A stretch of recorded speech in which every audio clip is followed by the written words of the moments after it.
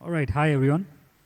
Uh, I'm lucky to kick off the session, iMedia, and have this very elite panel that I have been asked to moderate.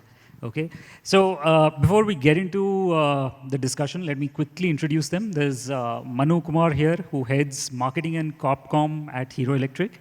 Prasad Pimble, who is head of digital at Kotak Life Insurance, and Smita Murarka, who's the CMO at Duraflex. Welcome. Okay, so onward to the topic of discussion. And when I read this topic, I said, hey, this is great. This is, something that most of us have lived with all our lives. But it's come, in front of us completely refreshed.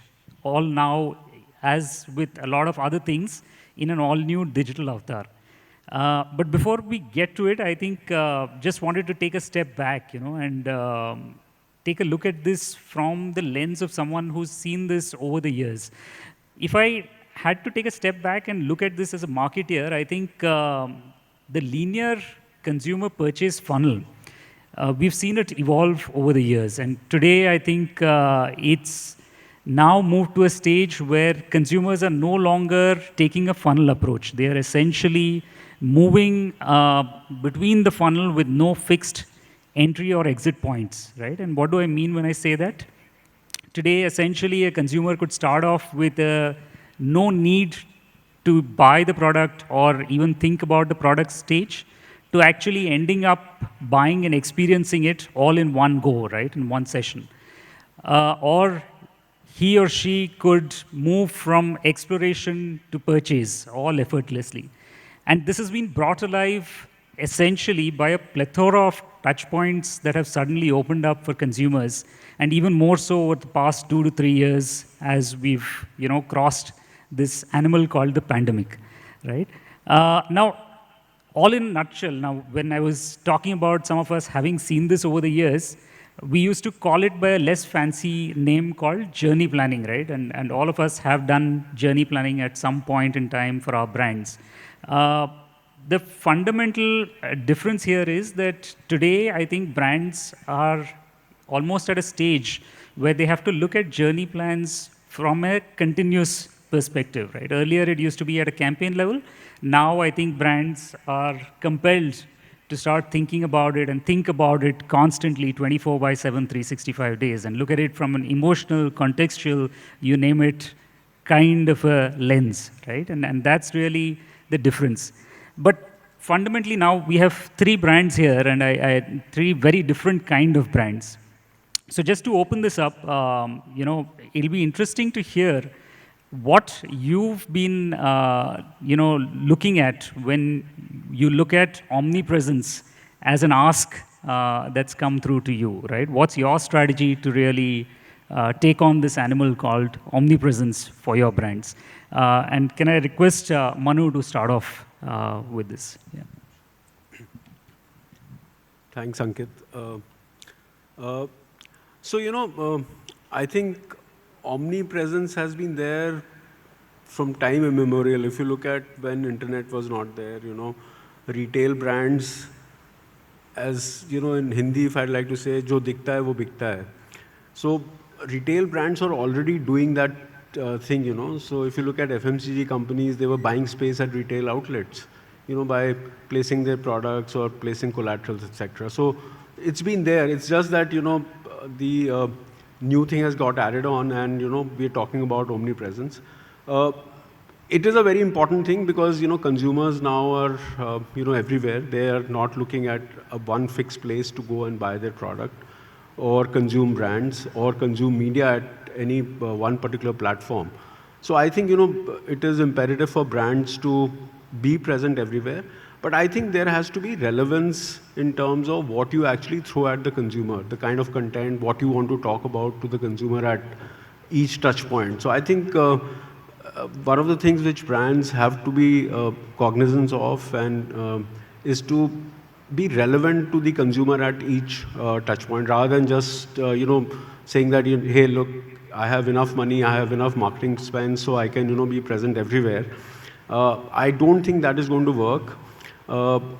the content has to be very relevant for the consumer to, look at your brand, work with your brand, or consume a brand at that point of time. So I think omnipresence is the way forward. But I think, the brands have to look at, so for example, a brand like ours is a typically, offline brand. Automobiles are bought at dealerships, you go to the dealership, you do that purchase journey. But now we are also moving to the online space. Most of the automobile companies are moving to the online space.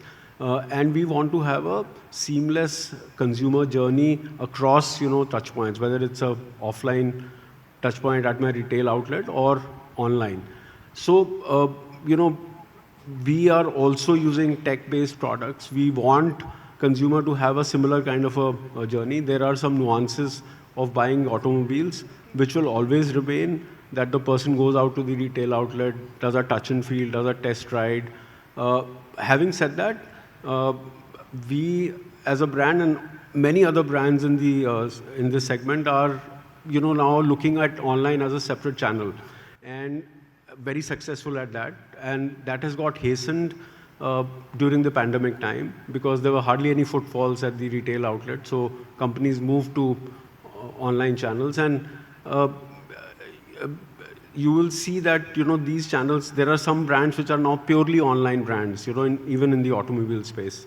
And I think they're doing fairly well. But I think there is a lot more which needs to be done on this.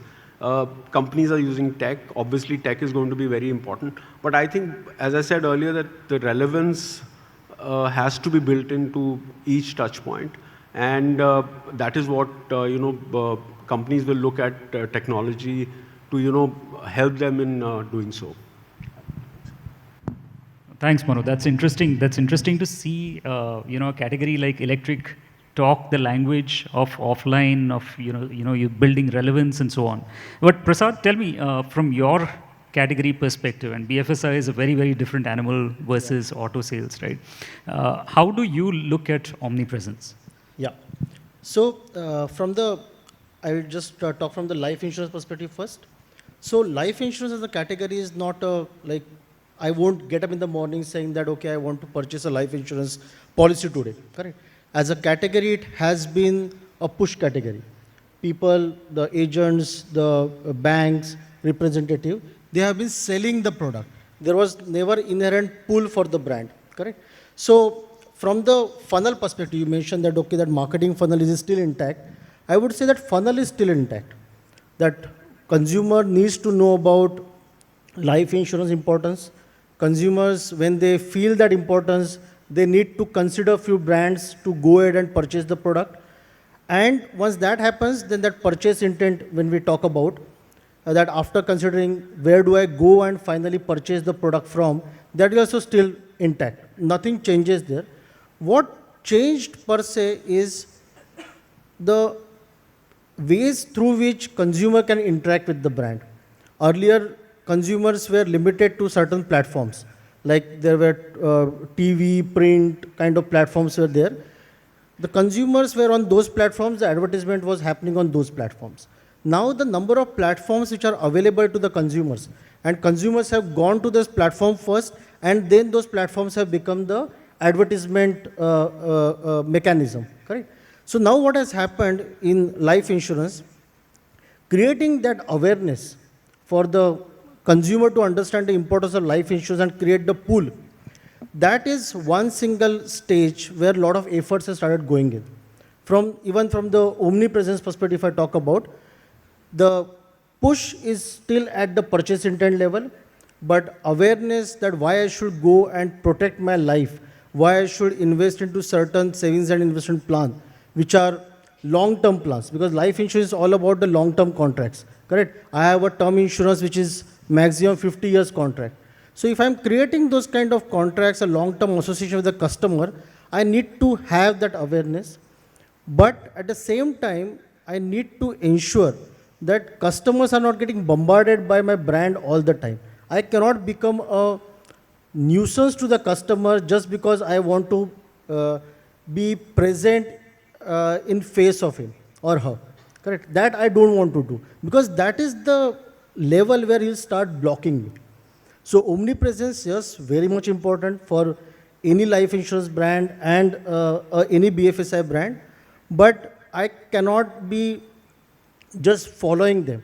Currently, what has happened with digital technology coming in, there is a lot of power into the mediums. Correct. I can track everyone. I can do a lot of conversation with the consumers. I can track who is clicking on my ad, who is coming to my website anonymously. I can follow them. I can remarket, retarget. So many avenues have become available for the consumers.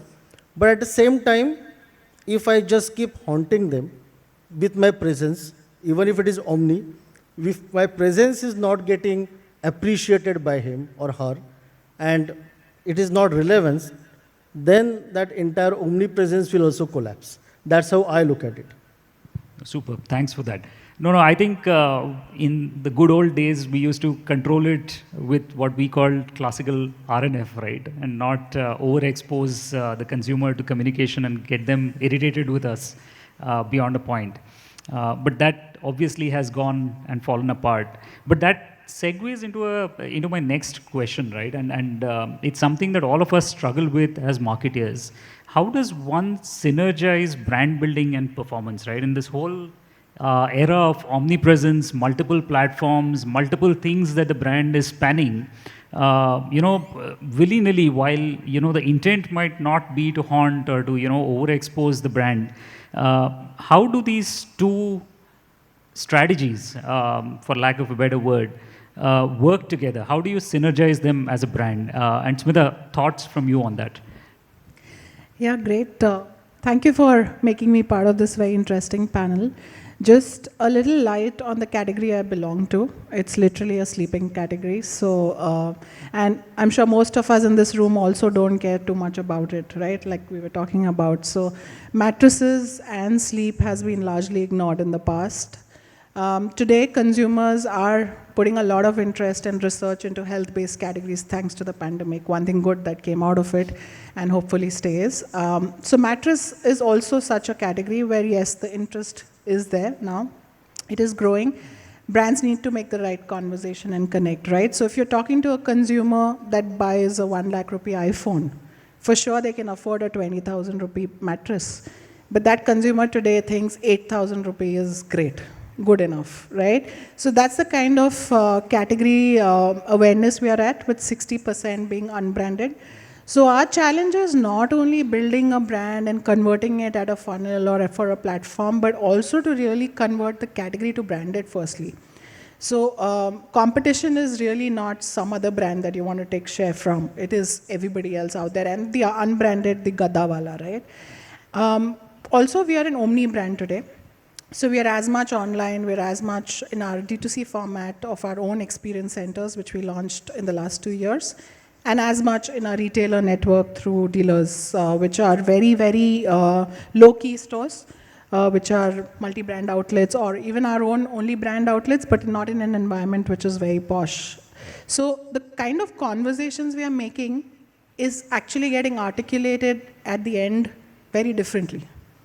So it's very important for us to really talk about the brand first, to unify the consumer about sleep and what is it, why should they go in for a 20,000 rupee product to start with and all the way up to maybe 30, 40,000. It's not an easy task. So we've kind of twisted the rules a little bit for ourselves, and we think we've kind of been intelligent at that, where we've said performance marketing is not really performance for us, brand marketing is not really brand. We need to build the brand in totality. And the kind of metrics we see, even for performance, is not the final end funnel. It's about taking part in discovery, which I would believe that it's for our category, it's online today up to 70%. Even Google says that today, that for large categories. For a lot of categories, it's 70%, right? So your participation in discovery, which is probably technically also mid-funnel, also performance, is actually brand building. So if you're able to really consolidate your efforts, and probably that makes more sense for an omni brand, because we have the luxury of offline stores also. But if you're not able to see it like that, then you're really driven by just data which is meaningless from a consumer journey point of view. So you're just attributing it to a very linear sort of a model, which you started saying today consumer's journey is not at all linear. And we need to understand from that point of view that you cannot dictate that this will make it perform. While the data says it, but there's so many more consumers probably lost, which have converted to an unbranded outside the whole digital ecosystem. So yeah, understanding the category for us, we've really unified it to say what is the discovery that we can really own. So 70% we own. We create great experiences on our website, even on a brand store, on a marketplace, in an offline through experience stores, and finally the touch and feel is where we win. And in between, of course, price is a great divider in this country for all categories. So some of it we lose. But then we know that wherever we are touching the consumer, it's in our best foot forward. And that's the way we look at digital also. For us, digital is a medium. I think where we get lost is over-indexing on the new age nomenclatures, the new age ways of doing digital marketing. I think fundamentals are the same. If we're able to apply it to new age mediums, we'll get better results. And not getting caught in jargons is probably the key for us too. Yeah. Super. No, I'm going to throw it back to Prasad because we had an interesting discussion before this outside, where Prasad was telling me that the dependence for BFSI brands on their mother brand Halo is fantastic. It's huge, right? And therefore, they don't really need brand building. So I just wanted to get a sense from your category perspective on how do you look at this whole divide between brand building and performance? Yeah. So for me, the brand building, performance marketing, or the brand marketing versus performance marketing is part of that one single funnel, which is full funnel when we talk about it. Now, you are correct from that particular perspective that in BFSI, the one thing which is hygiene is trust. And most of the big brands have created that trust over the years. And that trust has also percolated to the different subsidiaries of that mother brand. Correct? From Kotak's perspective, the Kotak, the kind of trust it generates, it has gone to multiple subsidiaries of Kotak as a group. Correct? So I don't need somebody to know about me from the perspective of what is my core proposition. I need them to know that, okay, there is a need for life insurance. If I talk about life insurance per se, there's a need for life insurance, and when I am considering that particular product, I should consider Kotak Life as one of the brands. So that entire intention, that why Kotak Life, is beyond the basic life insurance proposition what I'm providing, which every other brand is giving with equal amount of trust. Now I need to focus, if that is not what my core objective is, then I need to focus on the differentiations which my product is bringing. That is my, let's assume to take the example of term insurance. What do customers look for? If you go to any comparison website, consumers will look for two things. What is the claim settlement ratio of that particular company? If claim happens in future, their family is not suffering, so claim settlement should be good. The claim settlement period should be good, and the premium should be lower. Now, these are the things which consumers are currently looking for. Now, if my brand cannot provide those things, then whatever trust I am borrowing from my mother brand will not help me. I have to build on my product propositions to enhance whatever trust that mother brand has created, and finally get that particular customer converted when he is considering to purchase life insurance. So that's where the entire funnel comes into the picture, though that funnel, the middle funnel and bottom funnel has got merged as performance marketing, but at the same time it is creating the brand awareness simultaneously in the consumer's mind for my propositions. Might not be for Kotak Life as a brand with a core proposition of Hum Hai Hamesha, but that is more about the kind of product propositions I am giving, the kind of returns I am giving. I differentiate basis the same, and I generate business out of it. Hence, it becomes performance-oriented marketing for most of the BFSI companies. Got it. No, that's an interesting take. It's very different from what we see in our CPG world, but thanks for that. Yeah. No, but building on what you said, I think it's interesting, right? That we can actually borrow from the mother brand equity And most of us do for our sub-brands. But we can do it till a point where a crisis erupts, right? And then all of us rush back to, really save our mother brand. So coming to this whole, again, this omnipresence, as we call it, what it's also doing is willy-nilly putting us at risk in far greater touch points, or a far number of places versus earlier where it was more in our control. And therefore, as brands, what's your strategy to counter that? And Manu, your thoughts on that, given that you span so many of these touch points? So I think, it's a difficult task, you're with omnipresence, you're 24/7. So, that's what we say that, my stores earlier used to open from 10 to 7. Today, my stores are open 24/7 because, you can go to my social media channel, you can go to my website, you can go anywhere and, either buy my product, say good things about me, or, put in a complaint on Twitter, for example, and, tag everyone around the globe, and say that, this brand is not fulfilling its promise. So I think, there are huge challenges in that. Also, what is happening is with omnipresence, you have so much of data which is coming to the brand, But one of the challenges which we face is that what do you do with that data? It's very easy to collect data today. There are companies who are doing it. There are brands who are doing it on their own. But what do you do with that data? That is one of the biggest challenges. And the, organizations actually are getting into the point saying that, data is the new oil, etc., etc. That is great, But how do you use that data is one of the key challenges which brands are facing, because there are different cohorts in that data. How you actually segment that database. If you look at India today, for example, in an automobile, the buyer in Tamil Nadu is very, very different than a buyer in UP.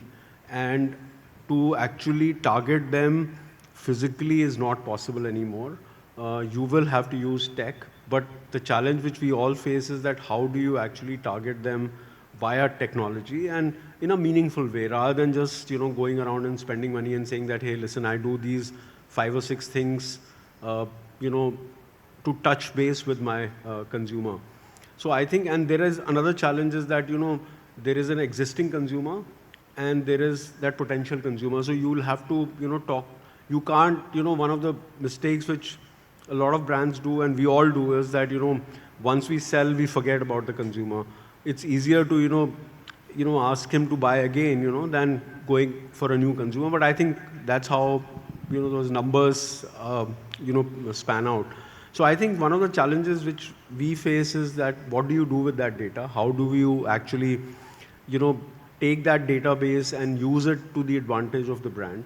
So it's a huge challenge, and I think at least from our perspective, we are still struggling to see how we actually use that. So one of the things would be that is that data that important, and so for a brand like ours, where you may not have millions of database coming in, but how you actually target them, because you see, a buying cycle for a brand like ours is not that you'll go there and you just buy it. The buying cycle maybe is about 30 days or 45 days. So from the start of intent of buying an automobile.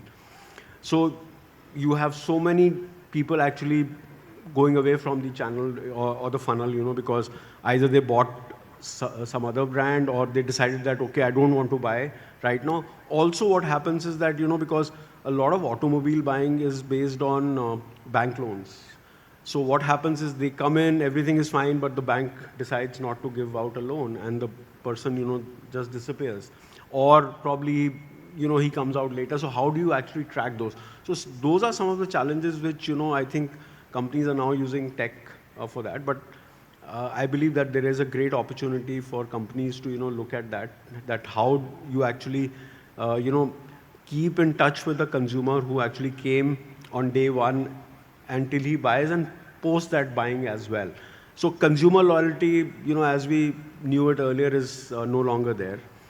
So once the person buys the brand, how do you retain that person to actually use? So for example, in automobile segment, word of mouth plays a very, very important role even now. specifically for new segments like electric vehicles. If you have an electric vehicle, you speak to your friends, your family, there is a greater chance that a person will buy. We actually feel that about 50% of conversions happen with word of mouth, So I think one of the challenges is that what do you do with the data?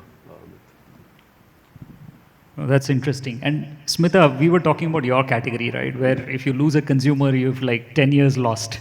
Yeah. So how do you 10 look years at this? if you're lucky, 12 otherwise.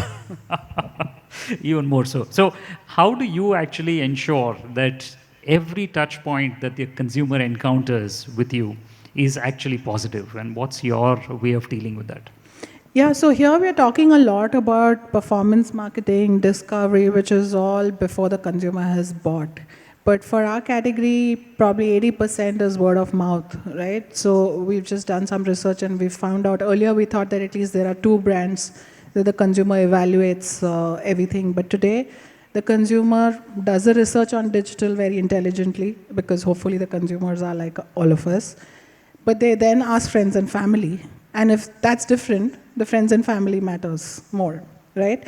So word of mouth is the holy grail. So now we are putting a lot of efforts into post-purchase tech also, which is around our CRM, CX softwares, really understanding how do we make the post-purchase NPS stronger. Building that because if the word of mouth is not there, no matter what kind of marketing we do, it might not convert, especially because we are premium. For us, it's also brand loyalty was never there in our category because you're in the moment of truth. If you're in market, you make the decision, you're in and you're out. But for us now, it's more about brand advocacy. So how do we really make sure that we incentivize the consumer for advocacy, whether it is through reviews on Google, whether it is through getting another consumer on board, and really talking about what's good and also what's bad. So for us, our marketing dollars are actually worse lost because it is 10, 12 years versus a product like yours, right? Like you can always come back and change the brand of oil, but you can't really buy. I would argue that's difficult, Yeah, but okay. we'll keep it for post this session, but at least you can hope. But here you've lost the consumer for 10 to 12 years, and it's a huge loss on the marketing dollar for us. So post-purchase is very critical for us to understand.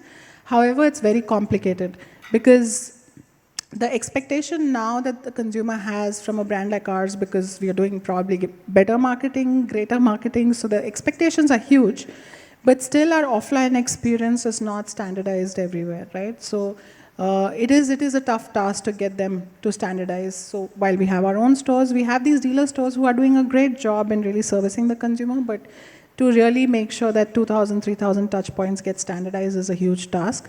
So making sure that the experience during the purchase is also standardized is something that we are investing in. And therefore, marketing for us is not only about just advertising. It's about finally improving the moment of truth for the brand. Because, yeah, if you don't do that, conversions will not happen. Absolutely. So it's a whole new meaning for categories like ours where consumers don't even understand the category. So it's not about choosing a better product. It's about knowing the category. And knowing it for what it's worth internationally. So internationally, people spend maybe 10x much more than what India does for this category. So really getting it to that is what we'd like to do. And we believe that if more and more brands do that, there's a share for everyone. So, I mean, today the categories like this, which are really sunrise industries, offer that. And actually, Omnipresent for us is also about how do we get more brands to talk the same language. To really use mediums to build the category than just a single brand. So for us, the meaning is quite different at this stage. Got it. No, that's super interesting. Now, as a segue from there, now, I understand that there are multiple touch points and you're talking about hundreds and thousands. How is technology actually helping all of you bring this together? And this is a question for each one of you because the categories are so varied and spread apart. But if you could just talk about how you're using tech to actually bring all of this together for you. Yeah. Because Smita? I have the mic, yeah. I can start. So actually, technology is a great advantage to us to really personalize each consumer's expectations and understand it. So for us, technology is actually to understand what consumers want first, and then to really offer that. to get more data, because if you're a legacy, we're almost 60 years now, and if you're a legacy brand, what your consumers would have been is very different from today. So really getting data is very important. So without technology, that was not possible earlier. So to make sure that the entire database is integrated, but also to understand this broken journey, right? So not only putting technology just on your D2C or website platforms or digital platforms, but really using technology to understand this confused consumer journey and to apply MarTech at the exact journey point. Because if you're going to talk about very top of the funnel brand advertising when the consumer's already decided this one brand and is evaluating options within that, then you're wasting your marketing money. So to really go very sharp is what we're using technology on, and to make sure that we're talking in that part of the consumer journey and not elsewhere. So I think technology is everything nowadays. Nothing changes. Advertisement has already become ad tech. Marketing has already become martech. And I have heard that the content has also started becoming content now. So technology is everywhere. But the best part is in today's world, when we talk about even creating the content, creating the advertisement and everything, we keep consumer in mind, correct? We all keep a target segment in mind and we say, okay, I need to deliver a particular communication to this target segment. But the way currently the target segment is consuming the content has also changed a lot, correct? Let's assume the way I consume the content, I consume a lot of database content, something which is very factual, a lot of data into it. I like to read that kind of content. I get associated with that content more. Even in that format, I might prefer a video as a format over a text as a format. So as an individual, I have my own preference of consuming the content. Same way somebody else might like a emotional content. Somebody else might like a content which is more about talking about their family and all those things. So consumer, the way they are consuming the content is changing. The platforms are a lot, like there's so many platforms where consumers are currently going and doing their activities. Technology is helping bringing these two things together. How can I create a content which is consumable by a persona of my target segment? That's where the technology is helping us a lot. Bring the entire content, the way I'm designing it, creating it, and the way it is getting delivered to my target segment, that is all thanks to the technology. Without that, with this personalized content development and personalized content delivery, both could not have happened. So that's how I look at it. So, for us it is very critical because as we move from, offline to online, we want the consumer experience to be similar at all touch points. So, whether it is virtual showrooms, chatbots, AI, etc. And it's very important because, a consumer, when they buy automobile, they like to, take 360 turnarounds, etc. So a whole lot of stuff. So all that is getting built in. So technology is helping us do that. Whole lot of queries which are there. So chatbots, intelligent chatbots, answering those queries. We want to close the sale at that point itself rather than making him go somewhere else. So in fact, we are doing hybrid, sales that you actually book online and take deliveries from the dealership. So that has been very successful, and I think technology has really helped us, whether it is CRMs or using Salesforce, etc. Plus, another thing is that, as I said, that the consumer is very different across the country. So hyper localization, advertising in their own language. So throwing ads at that particular person logging in from Tamil Nadu gets to see the ad in Tamil vis-a-vis in Hindi in UP, etc. So those are purely technology driven. It can't be done physically. So I believe that these are the things which we are already trying out, sampling, and I think the way forward for us at least will be to use it in a much larger way there. Fantastic. I think, thank you so much, all three of you. I've certainly learned about 3 absolutely new categories today and the way you're thinking of at least the next couple of years for your brand. So I'm really thankful for all the insights that you've shared today. I think as we go forward, one thing is clear. I think this is only going to proliferate, right? Our consumers are becoming more discerning and they are getting more exposure to more touch points as they go along. And as brands, it's going to become even more difficult for us to actually keep them in a positive frame of mind every time they interact with us. And we have a whole host of partners here who can help us do that. So yeah, thank you so much, guys. Look forward. Yeah, thank you. Thank you very much. I'm going to request all our panelists to please remain on the stage for a quick group photograph. So let's have you all come together. And can we have a louder round of applause for that very insightful session, ladies and gentlemen?